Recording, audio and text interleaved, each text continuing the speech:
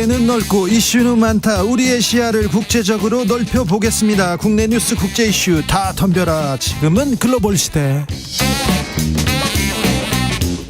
국제적 토크의 세계로 들어가 봅니다. 군사 외교 안보 전문가 김종대 전 의원. 안녕하십니까. 세계적인 평론 스케일 임상훈 인문결 연구소장, 어서 오세요. 안녕하십니까. 네. 이거 참 물어보고 싶어요. 한중 외교 이렇게 가도 되는지, 갈등이 더 커도 되는 건지, 대통령은 왜 또 나서셨는지. 자, 두 분은 어떻게 보십니까? 김종대. 예, 제가 사례를 찾아봤어요. 예. 똑같은 일이 있었더라고요. 어디서요? 2021년 8월에 워싱턴에서 지금 중국의 외교부장을 하고 있는 칭강, 네. 지금 외교부장이 당시에 주미 중국 대사였습니다. 예. 근데 그 줌회의 화상회의에서 예. 그것도 친선협회예요. 미중. 예. 거기 주최 측의 화상회의에 나가가지고 만일에 중미 관계를 개선하지 않으려면 미국 관리들은 입 닥쳐라. 아주 거칠게 표현을 거친 했어요. 말이네요. 그다음에 여기서 그 다음 표현이 중요합니다. 중국이 패배하는데 배팅하지 마라.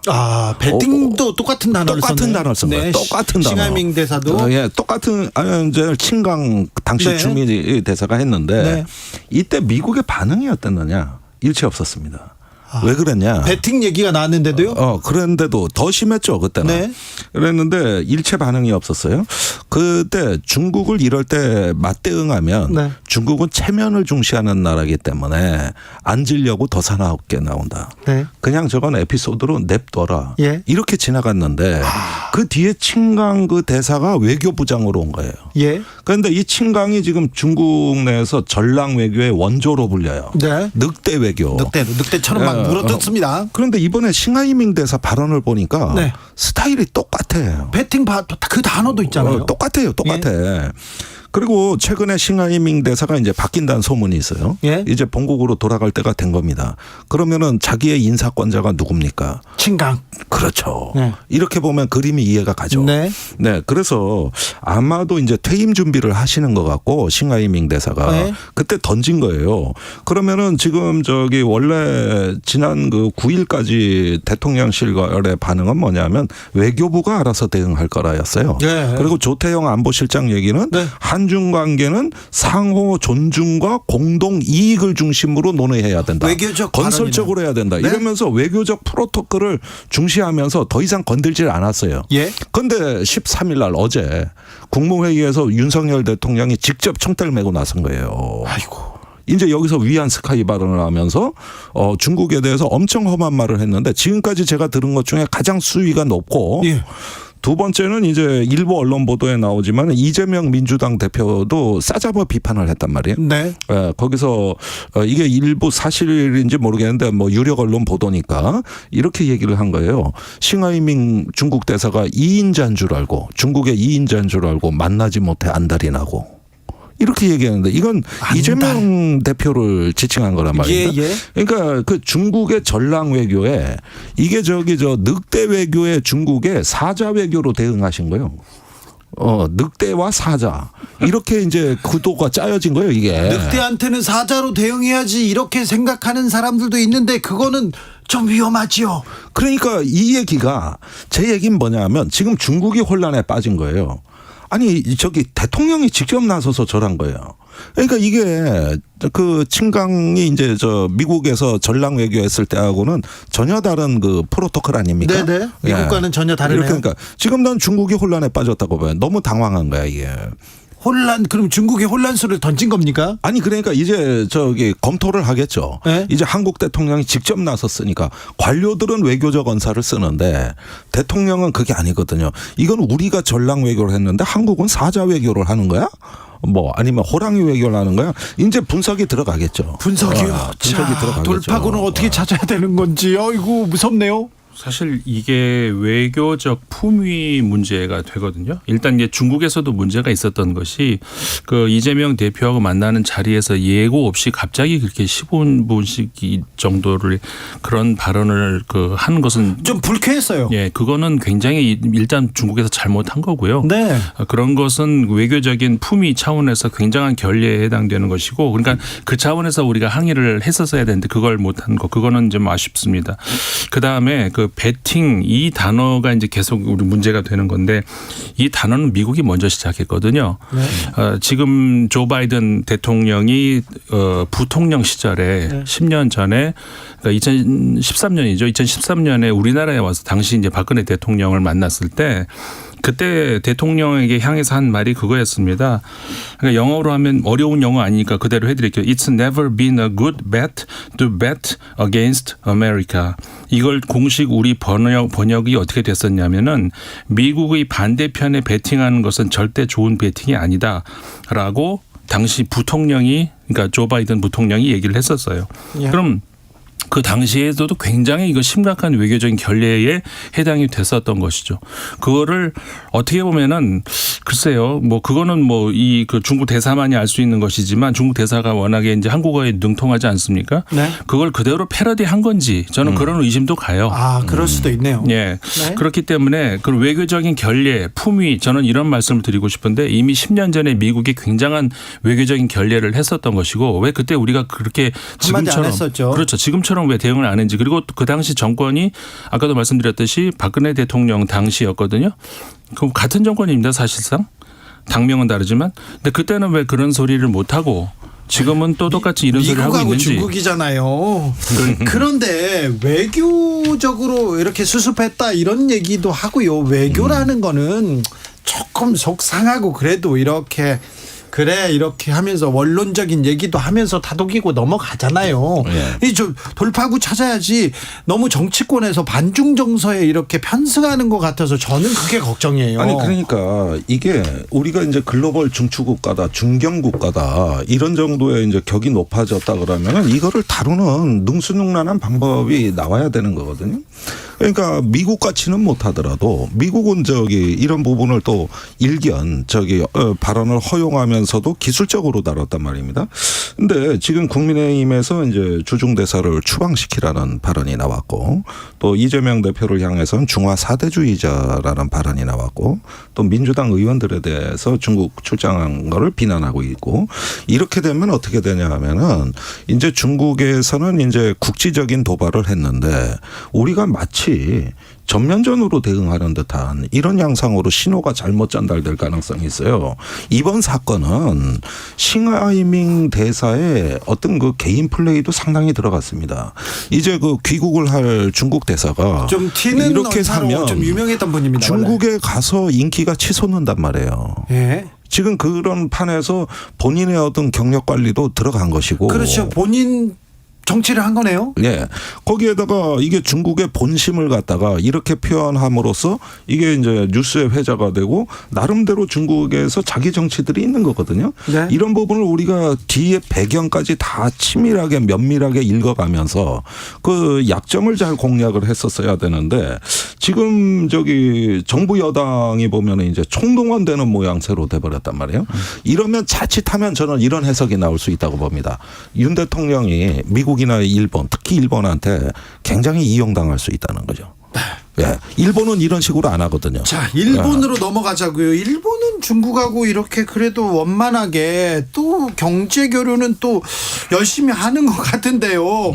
아무튼 정치권 공방 계속 되는 사이에 오염수 방류는 코앞으로 다가왔습니다. 그런데 국회 대정부질문에서 오염수 마시겠냐 이 얘기만 물어보고요. 나는 뭐 정화만 잘 되면 마시겠다 또 이런 얘기를 총리가 하고 있고요. 참 국민 보기 답답합니다. 예. 그러니까 이 부분에 대해서는 이왕 뭐 선동이냐 과학이냐 이런 논의가 나왔다면은 정말로 진정성이 있는 어떤 그 과학에 대한 어떤 존중하는 태도 이걸 갖고 정부는 일해야 되는 거거든요. 근데 아직까지 최종 보고서가 안 나왔어요. 네. IAEA 종합 보고서가 안 나왔단 말입니다. 그러면 지금 누가 과학을 이야기할 수가 있겠습니까? 더군다나 IAEA는 제가 저번 방송에서 말씀드린 대로 객관적인 검증을 보증하는 기관이 아니다. 그렇다면은 지금 이런 부분에 대해 가지고 그 정부가 태도해야 될 스탠스는 굉장히 어떤 국민들에게 좀 진정성이 있는 접근이지 뭐 그 물 내가 마시겠다든가 뭐 이런 식의 어떤 그 태도 같은 경우는 굉장히 어떻게 보면 국민들한테 오히려 더 불안을 줄 수도 있는 그렇죠. 역효과가 이게 굉장히 그 우려되는 거거든요. 물론 야당이라고 해서 마구 공격할 일도 아닙니다. 진정성 있게 우리가 실험과 검증, 과학의 그다음에 영역 아닙니까? 이런 부분에 대해서 정부의 프로토콜이 뭐냐, 즉 이걸 갖다 객관적이고 과학적으로 들여다볼 수 있는 우리의 준비된 어떤 방법과 능력이 뭐냐 이거죠. 이런 부분들이 따지고 가면서 국민들이 판단을 하셔야 돼요. 이게 정쟁이 돼 버립니다. 그러면은 지금 이게 벌써부터 소금 사재기라든가 어떤 그 수산업에 대한 악영향이 벌써 예고되고 있는 이 이유가 저는 선동이나 과학이냐 이런 논란이 아니라 네. 불성실한 태도, 굉장히 진정성이 떨어지는 태도 때문이라고 봐요. 그렇죠. 네. 그런 얘기를 좀 해줘야 됩니다. 국민들이 우려하고 있습니다. 안전성에 대해서 걱정하고 있는데 정부가 우리가 잘 나서서 좀 검증할게요. 지켜봐 주세요. 그런 얘기라도 했으면 좋겠습니다. 소장님. 그러니까 이게 이제 이렇게 그렇기 때문에 그런 이야기를 하는 사람이 일본 정치인이냐 도대체 이런 그 서로 뭐 그 막말까지 나오는 거 아닙니까? 그렇죠. 어디 총리냐 얘기 나오지 않습니까? 그게 아까도 제가 이제 외교의 어떤 품격 그런 말씀을 드렸습니다만은 외교라고 하는 것이 사실 두 가지를 우리가 이야기를 해야 되잖아요. 그 주체적 당당함이 있어야 되고 그다음에 현실적인 계산, 냉정한 계산이 있어야 되는 것이고 두 가지가 같이 가야 되는데 우리가 예를 들어 대중 외교, 그다음에 현 정부에서의 대중 외교, 그다음에 대일 대미 외교 이걸 두 축으로 이렇게 나눠서 봤을 때 하나씩 부족해요. 예를 들어서 이제 현실적 계산 그 차원으로 봤을 때 중국 대중 외교에서 이게 너무 부족하다는 것이 현실적인 냉정한 계산이 너무 없이 막 치고 들어가는 이 경이 나중에 어떻게 회복을 할지가 걱정이네요. 그러니까요. 예? 반면에 대일 대미 외교에서는 주체적 당당함이 부족하다는 것. 예. 그러니까는 이 두 가지 축이 같이 갖춰져야 정상적인 건강한 외교 전략이다 할 수가 있는데 하나씩이 꼭 부족하다는 거. 이게 그러니까는 국민들이 이게 도대체 어디 정부냐, 어디 총리냐 이런 말이 나오는 거 아닙니까? 아무튼 대일 무역 수지 적자 계속 커지고 있고요. 대중 무역 수지 적자 계속 커지고 있고. 좀 요즘은 걱정됩니다. 그게 부차적인 문제 같습니다. 오히려 이런 경제나 이 환경 문제에 정치가 개입을 해버리니까 지금 국민들의 불안의 모든 원천은 그겁니다. 그렇죠. 오염수 문제를 오염수 문제로 보는 것이 아니라 정치의 문제로 본다. 정쟁으로 가버리니까. 정쟁의 문제로 보고 일본한테 잘 보인다든가 일본하고 관계 개선의 결론을 내려놓고 오염수를 본다. 그러니까 정치가 그런 문제를 환경 문제에 개입을 한다고 보기 때문에 불안한 거거든요. 그렇죠. 지금 모든 문제가 지금 정치적 양극화로 너무 쫙 갈라져서 같은 사안을 너무 다르게 봅니다. 그런 사이에 공방만 오고 가는 사이에 정치적 이슈로 좀 격화되는 사이에 오염수는 방류되고요. 그 나라 국민들 살림살이는 더 나빠지고 있는 것 같아서 걱정이에요. 있는 사람들, 힘 있는 사람들이야 괜찮아요. 그런데 서민들은 이럴 때 걱정이에요. 네. 경기가 안 좋잖아요. 분명히 어려운데 폭풍이 오고 있는데 뻔히 보이는데 정치권에서는 다른 얘기만 하니까 좀 속상해요. 그런데요. 대통령이 프랑스와 베트남을 차례로 방문합니다. 왜 프랑스입니까? 사실 뭐 그 프랑스를 그 유럽 연합의 이제 하나의 그 주축 국가 아니겠습니까? 이제 독일하고 함께. 그러니까는 그 우리가 이제 유럽 연합과의 어떤 외교 관계, 그다음에 그 경제 그 무역 관계에 있어서 굉장히 좀 많이 부족한 게 사실이죠. 물론 유럽 연합 전체로 놓고 봤을 때 우리나라의 교역 상대로 이제 네 번째에 해당이 되는데, 그러니까 첫 번째가 이제 중국이고 그다음에 미국이 세 번째인데. 베트남은 또 이제 아세안의 또 중추 국가라고 할 수 있는 그런 것이고, 그러니까는 이 아세안 국가들과 유럽 연합 국가들 이 두 그 어떤 그 어떻게 보면은 정치적인 하나의 팀워크를 구성하는 새로운 초국가적 단체라고 할 수가 있는데 그쪽으로 외교를 강화할 필요성은 분명히 있습니다. 네. 그런 차원에서 이제 그 대유럽 외교의 어떤 한 그 출발로 이렇게 볼 수도 있는 것이고요. 네. 뭐 그런 차원에서는. 근데 저 어렸을 때부터 동남아 5개국 순방을 지금 마치고 온 대통령 그리고 유럽 3개국 이렇게 순회를 마친 이렇게 계속 들었잖아요 뉴스에서. 예. 근데 나라를 한 나라씩만 가요. 유럽 갔을 때 네, 국빈 방문인 경우 이번에 베트남은 국빈 방문이거든요. 네, 프랑스는 아니고요. 프랑스는 아니죠. 네, 프랑스는 아니고. 그러니까 요 부분인데 그런데 지금 과거에 그 어떤 그런 건 구태입니다. 뭐 저기 옛날에 국위 선양한다는 말이 유행하라고. 네. 그랬는데 그 시절에 과거 산업화 시대의 유물인데 지금은 글로벌 시대 그런 말이 잘 맞지가 않고 네. 이번에 방문에는 부산 엑스포 유치가 상당히 중요한 목적으로 설정이 돼 있습니다. 네. 2030 부산 엑스포 유치인데 근데 이 부분에 대해서 조금 우리 정부가 사력 있게 생각할 게 있습니다. 지난달에 이코노미스트 보도에 그 지금 우크라이나 전쟁으로 온 나라 지도자들이 피로감에 젖어 있고 유럽 경제가 어려운데 한국이 자국의 그 엑스포 유치에만 몰입하는 모습이 서방의 지도자를 짜증나게 한다. 아, 그래요? 네, 이런 기사가 이코노미스트에 실렸어요. 그런데 지금 우크라이나 전세가 굉장히 안 좋고 예? 영국, 프랑스 무기가 많이 들어가 있단 말이에요. 네. 그러니까 이럴 때 이제 부산 엑스포 PT 행사에 참여한다는 거거든요. 중요 일정이. 네. 그런데 이런 문제도 지금 그 유럽에 굉장히 안보의 위협이 가중되고 경제가 그 전쟁 경제로 인해 가지고 피폐돼 있는 혹시요? 이 상황에서 네. 적절하게 좀 이게 성숙된 어떤 그 외교를 해야지 이걸 너무 주장하게 되면 국내 정치엔 좋아요. 나 외국 가서 엑스포 이거 영업사원 했어. 이런 어떤 거하고 또 이번에 저기 투자 유치 그 행사도 있습니다. 저 네. 혹시 대통령이 우크라이나 전격 방문하고 그러시지 않을까요? 그런데 지금 저기 뭐냐 이렇게 살상 무기를 팔고도 우리는 살상 무기 지원 안 한다는 원칙을 갖고 있는 조용한 외교의 기조를 갖고 있는데 만약에 우크라이나를 가서 젤렌스키 대통령을 만난다. 이거 이제 이때부터는 참전국 같이 완전히 이게 의미가 바뀝니다. 푸틴 예. 러시아 대통령이 한국 포탄 바닥날 것이다 그러면서 무기 지원 중단하라 이렇게 얘기하잖아요. 예. 그러니까 이런 면에서 대러시아 정책이 우리가 갖고 있는 정부 기조로 봤을 때는 이건 굉장히 큰 도박인데 모르죠. 어쩌면 상상을 초월하는 일을 하도 많이 봤으니까 우리가. 근데 일단은 아닐 거라고 저는 봅니다. 일단은. 그러나 가능성 이왕 말씀하셨으니 그것도 한번 주시해야 되겠죠. 글쎄 어떤 국익으로 그렇게 할지 저는 이 이성적이고 효율적인 어떤 그 외교 전략이라면은 그게 무슨 도움이 될지는 저는 알 수가 이성적이라면 저 우크라이나 방문하면 안 된다. 그러니까 저는 그거는 뭐 생각할 수가 없다 이렇게 보시는 것이고요. 네. 보는 거고요. 네. 우크라이나의 지금 전쟁의 그 하루 앞을 내다볼 수가 없는 그런 상황으로 가고 있거든요. 그래요? 그 상황이 분명 우크라이나가 진격을 한 건 맞는 것 같아요. 그런데 우크라이나 정부 자체 스스로가 이렇게 대반격이다 이런 얘기는 표현을 계속 안 하거든요. 왜냐하면 그렇게 하기가 좀 뭐라고 할까요?